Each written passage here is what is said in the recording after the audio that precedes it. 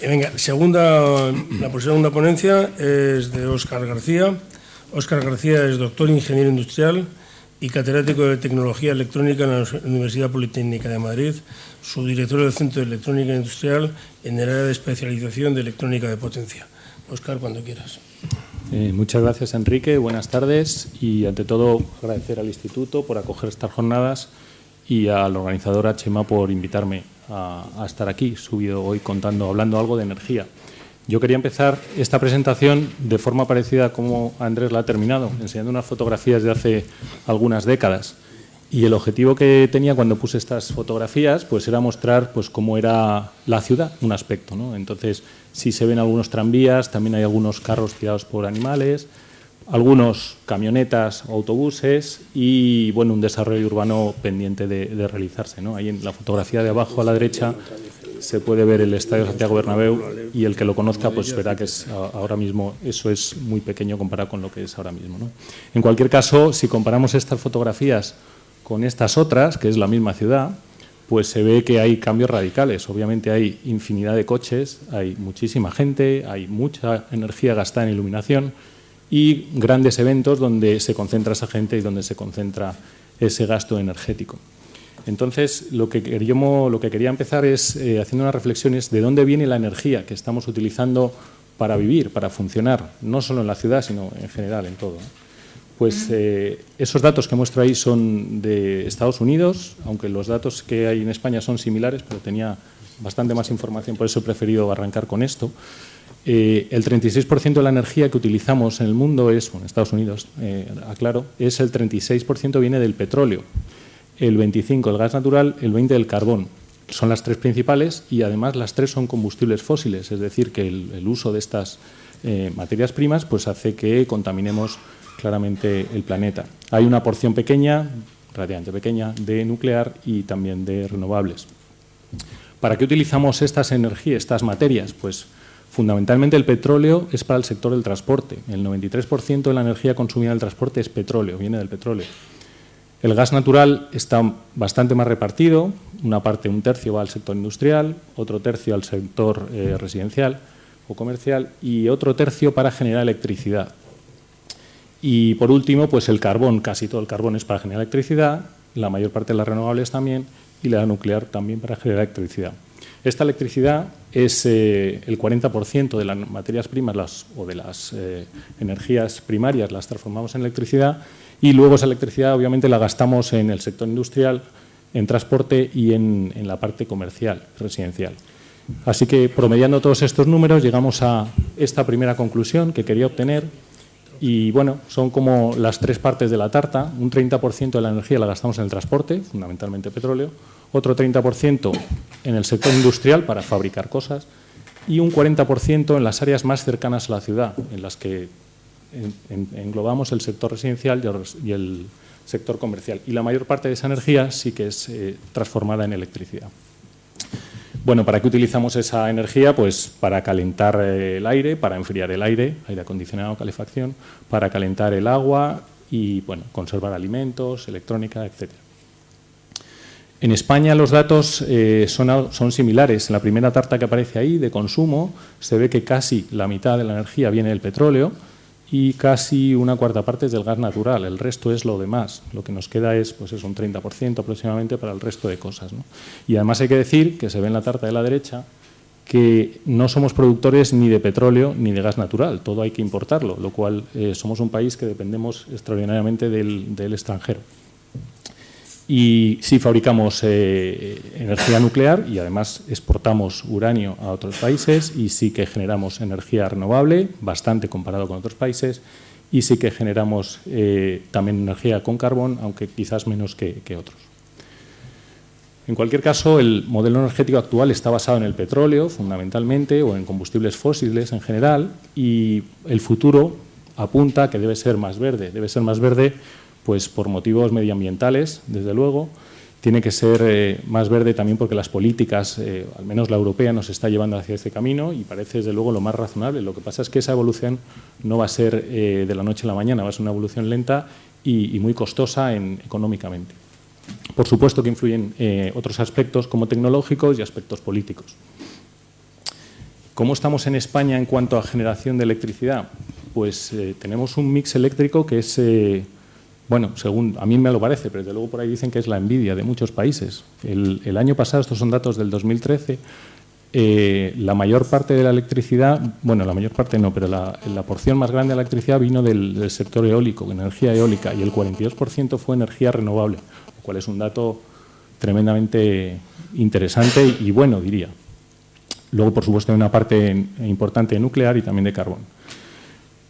No nos debemos engañar mucho por estos números, por este 42%, que realmente es muy bueno, porque ha habido algunas singularidades el año pasado. La primera es que pues, la crisis económica está haciendo que gastemos menos electricidad. Entonces, pues, obviamente, la parte de renovables toma porcentualmente un peso mayor. Segunda cosa es que llovió mucho. Cuando llueve mucho se llenan los pantanos y con los pantanos generamos electricidad en las centrales hidráulicas. Y también fue un año muy ventoso y hemos batido el récord de generación de energía eólica, incluso hemos llegado a 17 gigavatios en algún momento del año y durante varios meses ha sido la energía eólica la que ha predominado. Son datos excelentes, pero desde luego hay muchos condicionantes. Y quedan un poquito camuflados porque, insisto, que seguimos dependiendo fundamentalmente del petróleo y del gas. Si apostamos por las energías renovables, pues hay muchos ejemplos de energías que están en fase de explotación y están bien y otras que están en fase incipiente que hay que desarrollar. He querido poner ahí 3 fotografías que considero muy representativas. La primera es del Paseo Marítimo de Málaga, donde se ven unas farolas con unos pequeños aerogeneradores. No estamos hablando de un generador de varios megavatios gigante que hay que poner en un sitio alejado de todo, sino estamos hablando de mini generadores de cientos de vatios puestos en el paseo marítimo de una ciudad importante. Entonces es un nuevo concepto de energía eólica muy interesante y que es perfectamente integrable en una ciudad. El ejemplo de Brasil, generando bioetanol a partir de caña de azúcar, pues es un ejemplo, vamos, espectacular para todos los que leemos algo de esos temas, porque es un sistema muy eficiente, a diferencia de otros países. Y la tercera fotografía pues es una central en el País Vasco que se genera energía a partir de las olas. No es demasiada energía, pero es una energía totalmente renovable y limpia. Y es, yo creo, una cosa por la que hay que apostar, pese a que nos cuesta dinero inicialmente. Bueno, ¿para qué utilizaremos la energía en el futuro? Para iluminar, para movernos en coches eléctricos, es lo que pensaba que Andrés iba a decir, para alimentar de forma inalámbrica muchas cosas, las que conocemos y seguramente otras que no conocemos, y para alimentar otras cosas, como esos robots buenos pero con cara de malos, que yo esperaba que algún día me hiciesen la comida y no tener que prepararla yo mismo. Bueno, entonces quería destacar en estos minutos que me quedan 3 aspectos o 3 cosas que son claves y que yo son lo que llamo retos que tenemos por delante en el mundo eléctrico. El primero es la eficiencia energética. Esto es un término muy utilizado actualmente y voy a poner algunos ejemplos después. El segundo es distribuir la energía eléctrica en continua, no en alterna. Y, por último, quiero dar unas pinceladas de algunas aplicaciones por lo sorprendentes que son, o por lo menos a mí me han sorprendido, por eso las quiero destacar, que son el coche eléctrico, los servidores de Internet, alimentación sin contacto y edificios inteligentes. Hablando de eficiencia energética, pues, ¿qué quiere decir eso que se habla tanto ahora mismo? Pues es consumir menos energía, no es ni más ni menos. Y esto se basa en 3 pilares. Primero, unos cambios tecnológicos, nuevas tecnologías, como los diodos LED, que nos han permitido o nos están permitiendo ahorrar mucha energía en iluminación. Una mejor gestión de esa energía, utilizando sistemas de iluminación inteligente, por ejemplo, y circuitos electrónicos que sean más eficientes y que sean capaces de manejar o generar menos pérdidas cuando entregan la energía a las cargas. Hay un ejemplo muy sorprendente en las estaciones base de comunicaciones. Hay un ejemplo sacado de esa referencia, que es una empresa que se dedica a hacer esos equipos precisamente, que dice que para entregar 120 vatios de energía a una antena, para difundir vídeo, para difundir radio, se necesita consumir alrededor de 10 kilovatios. Eso significa un 1% de rendimiento. Es un rendimiento, vamos, espeluznante de malo. Y no es solo porque el equipo electrónico se le exige algo que no es capaz de dar, que eso es parte del asunto, sino porque genera tantas pérdidas que hay que poner un equipo de aire acondicionado para refrigerarlo y hay que poner ventiladores para mover el aire. Todo eso lleva pues, a una solución realmente mala. ¿Se puede hacer algo para solucionar eso? Se está intentando, desde luego. Hay algunas soluciones, esta en particular, propuesta hace casi 60 o 70 años, que ahora se está empezando a implementar porque hasta ahora no era posible, los circuitos electrónicos no lo permitían porque se exigía mucha rapidez y mucha precisión, pero ya es posible y nos están acercando a rendimientos del 30, 40, 50%. No es el 90%, pero desde luego no es el 1%, que era realmente malo. Otra noticia, esta es un poco antigua, pero digamos que es un problema real que sigue existiendo en algunas cosas. Esto es una noticia de Nokia de hace 5 años, cuando Nokia era posiblemente el líder en los teléfonos móviles, que decía que 2/3 de toda la energía utilizada en los cargadores de teléfonos móviles se gasta porque nos dejamos el cargador enchufado. Nos da pereza o está inaccesible el enchufe o lo que sea y dejamos el cargador. Bueno, pues ese consumo que tiene en stand-by ese cargador pues es 2/3 del total, lo cual es también sorprendente. Desde entonces pues, se han hecho muchos esfuerzos en reducir el consumo en baja carga, no solo en esos cargadores, sino en otros equipos. Hay una fotografía de un circuito que sirve para hacer eso, en que el rendimiento se puede configurar en función de la potencia que entrega la salida. Y, por supuesto, cuando estamos en baja carga, pues tener un rendimiento pues, relativamente bueno. Y muy importante, aparte de reducir el consumo, es racionalizarlo. Lo que aparece en esa figura arriba a la izquierda pues es el consumo de electricidad del 20 de febrero, es del 2014, no es 2013.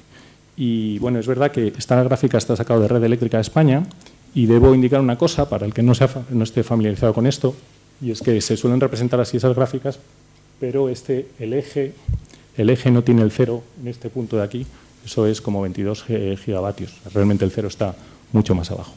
Pero lo que sí quiero destacar de esa gráfica es que tenemos un consumo de energía variable a lo largo del día. Lo que aparece en el eje horizontal son las horas del día. Por la noche consumimos algo más de energía, lo cual parece lógico. Durante el día tenemos más gasto y tenemos un poco más todavía en las últimas horas de la tarde. Y ese gasto, además, o ese perfil de consumo, que se puede ver en la parte de abajo, durante 14 días seguidos es tremendamente repetitivo. Obviamente depende de la temperatura exterior y de algunas otras cosas, como si hay fútbol un día, que un partido importante la Champions, que entonces la gente gasta más energía viendo la tele, pero es bastante predecible. Pues ese consumo ese perfil es bastante negativo, porque para gestionar la red eléctrica hay que proveer esa energía en el momento que hace falta porque no hay capacidad de almacenar.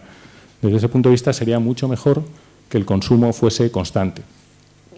Podemos hacer algo para aplanar ese consumo, para consumir lo mismo pero de una forma más equilibrada. Se están haciendo cosas como utilizar medidores inteligentes para ser uno consciente de cuánta energía está utilizando, que ayude a programar temporalmente las cargas, dicho en otras palabras, poner la lavadora por la noche, por ejemplo, que será más barata la electricidad. En esto hay un asunto importante que está por desarrollar, que es el tema de usar baterías, que luego hay una transparencia que espero que ayude a comprenderlo, y el vehículo eléctrico, que también desde mi punto de vista tiene un efecto fundamental en eso. Bueno, paso al apartado 2, distribución de energía en continua.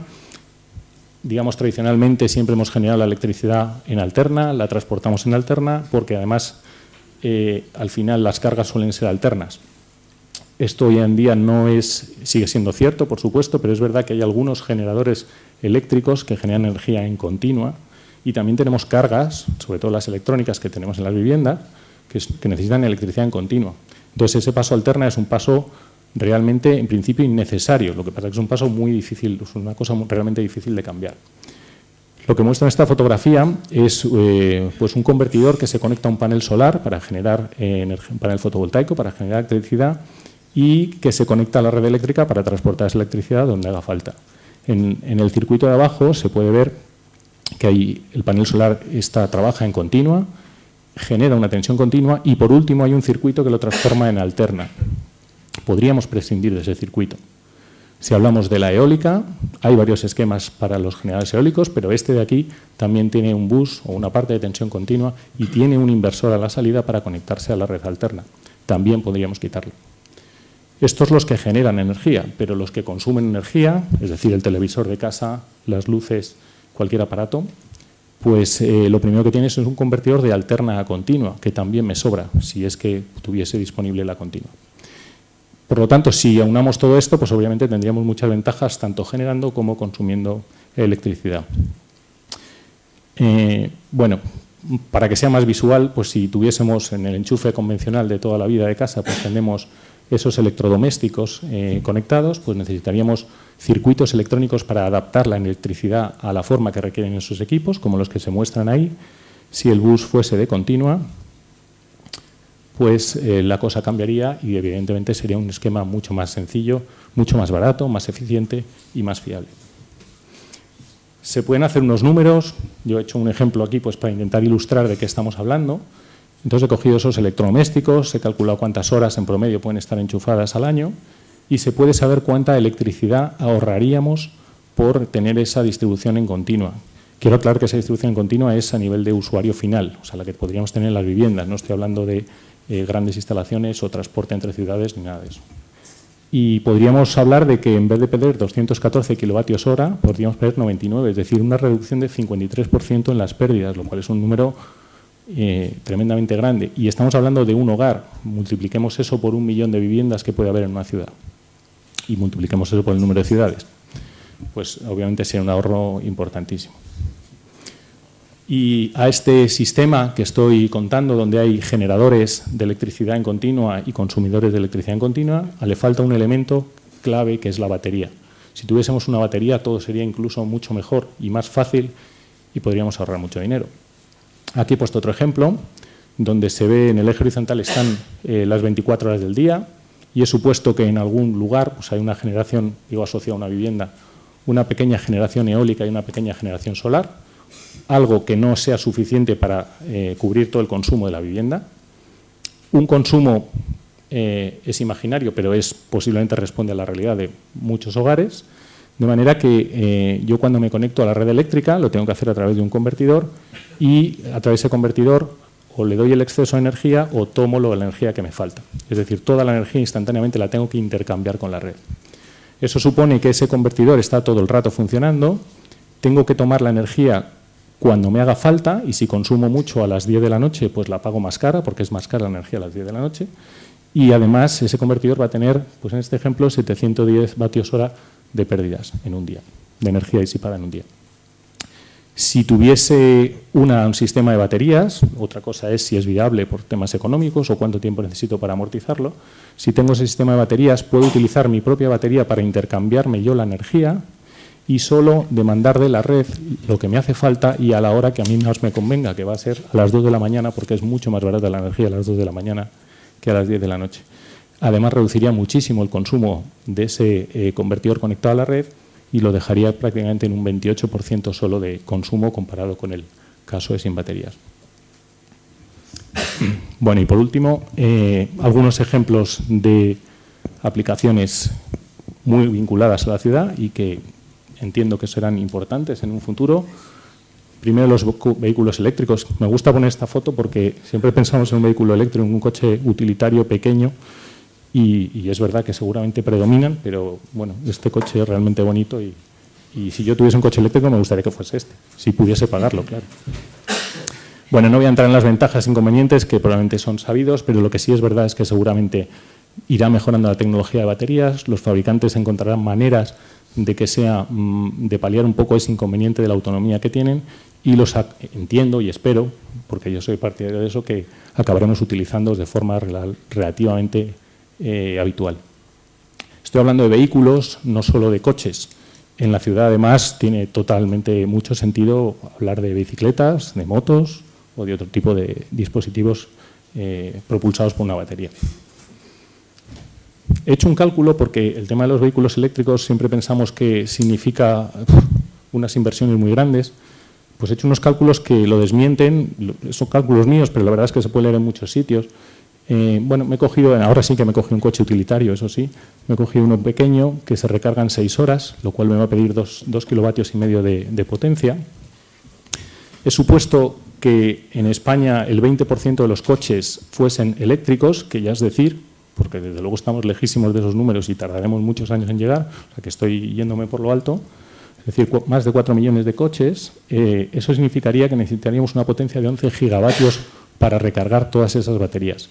Si todos esos coches los recargamos por la noche a la vez, esos 11 gigavatios, significaría subir esta curva de consumo eléctrico que mostré anteriormente, que se ve a la derecha abajo, en 11 gigavatios. Y eso quiere decir que la red eléctrica española no necesita aumentar su potencia, no necesitamos instalar más centrales, ni más molinos, ni más nada, para generar o para proveer esa electricidad a los coches. Lo cual quiere decir que, digamos, nuestra red eléctrica es suficientemente potente y está preparada para eso. Obviamente lo que sí hay que hacer es poner enchufes para poder recargar estos coches. Y además, bueno, es un tema de mucho debate, pero ese coche conectado a esa red eléctrica que comenté antes, como ese coche de una batería, me puede servir su batería para hacer justo lo que comenté en el ejemplo anterior, para intercambiar la energía entre todos mis sistemas consumidores y generadores. Bueno, cuando estaba preparando esta presentación, encontré esta gráfica que tengo aquí de los servidores de Internet y bueno, me siento obligado a ponerla porque es una cosa realmente sorprendente. Bueno, a lo mejor no está muy claro, pero es verdad que cada vez que subimos una foto al Facebook estamos gastando energía, porque en algún sitio esos datos se están almacenando. No somos para nada conscientes, desde luego, y además asumimos que la energía que gastamos en eso es muy poca.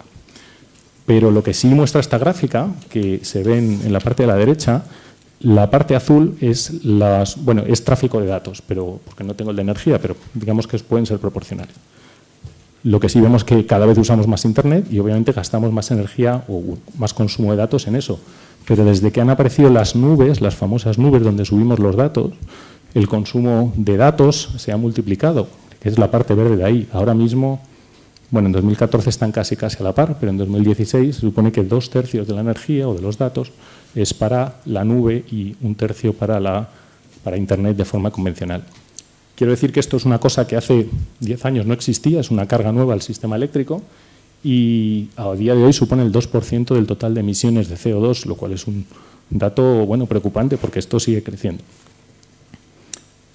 Además, si esto lo juntamos con que esos servidores de Internet tienen un rendimiento muy malo, del orden del 50%, la mitad de la energía se utiliza para que la otra mitad llegue al equipo donde se almacena la energía, pues es todavía peor. Obviamente las empresas que tienen grandes servidores se han puesto en marcha porque evidentemente es una publicidad muy negativa pensar que gastas mucha energía por subir una foto a Facebook. Entonces todos han hecho un gran esfuerzo por poner o contratar servidores mucho más eficientes. ¿Cómo se hace eso? Pues por supuesto hay una parte de gestión de datos que se hace, otra es utilizando una distribución en continua, lo mismo que dije en la vivienda. Y otra muy interesante es buscando una ubicación adecuada. Por ejemplo, ahí sale un mapa donde se ve Islandia y ahora resulta que hay Islandia y Finlandia y los países nórdicos se están mostrando como sitios interesantes para poner servidores de Internet porque tienen unas condiciones naturales pues mejores desde luego que las de España, porque tienen mucho más frío, es más fácil refrigerar los equipos, se pueden hacer con el propio viento, con el agua, con lo que sea, que está más disponible que en otros sitios. Y de hecho, pues ese servidor de Facebook que aparece abajo tiene un rendimiento de casi el 93%, está situado en Islandia. En cuanto a alimentación sin contacto, no me voy a entretener porque bueno, me llevaría mucho tiempo. Luego en las preguntas, si a alguien le interesa, pues le puedo aclarar lo que sepa, pero desde luego es un tema tremendamente interesante y se están haciendo experimentos casi reales para hacer cargadores por inducción para vehículos eléctricos, incluso para autobuses. Y son cosas que ya existen a un nivel de prototipo y también para alimentar redes de sensores que sean capaces de recolectar información y mandárselas a un servidor. Esa energía que se le manda es vía radio y esos pequeños redes de sensores tendrían una mini batería para ir almacenando la poca energía que les llega y cuando tienen suficiente despertarse, captar esa medida y mandarla también vía radio donde tengan al nodo receptor. Y por último, pues lo que yo considero que es un edificio, debe ser un edificio inteligente desde el punto de vista de energía, pues es un edificio que aproveche los recursos que tenga a su alrededor renovables, como puede ser pues, una calefacción basada en geotérmica, una solar térmica para el agua caliente, que tenga en la medida de lo posible los generadores eléctricos renovables que quepan o que se puedan instalar, conectados con un sistema de baterías, formando un bus de tensión continua, donde podamos cargar con coche eléctrico por la noche, con unas farolas inteligentes que sean capaces de encenderse y apagarse o cambiar su estado de iluminación en función de las condiciones. unos medidores inteligentes que nos permitan reprogramar todas estas cosas para aplanar nuestra curva de demanda y una red de sensores inalámbrica que sea capaz de coger todos esos datos y llevarlos al sitio donde se procesa. Así que ya para terminar, y creo que entró un tiempo, ¿no?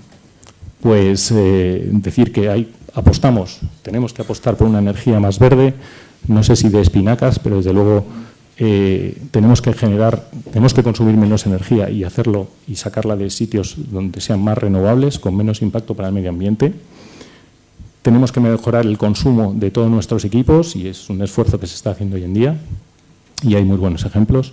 Creo que es clave pues, las cosas que he comentado de incluir baterías e incluir buses de tensión continua y la energía es parte fundamental y seguramente si somos capaces de dar energía de otra manera pues nos aparecerán nuevas aplicaciones que hoy en día pues no conocemos. Y esto es todo. Muchas gracias.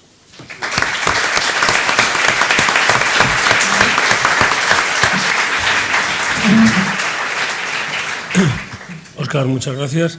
Solo quería recordar, no lo dije al principio, que se estaba transmitiendo en la jornada de hoy por internet y que si alguien quiere hacer preguntas por internet, ya se comentó antes, pero yo lo repito para que quede claro que cualquiera que esté siguiéndonos por Twitter puede hacer preguntas con el hashtag #CitySciences.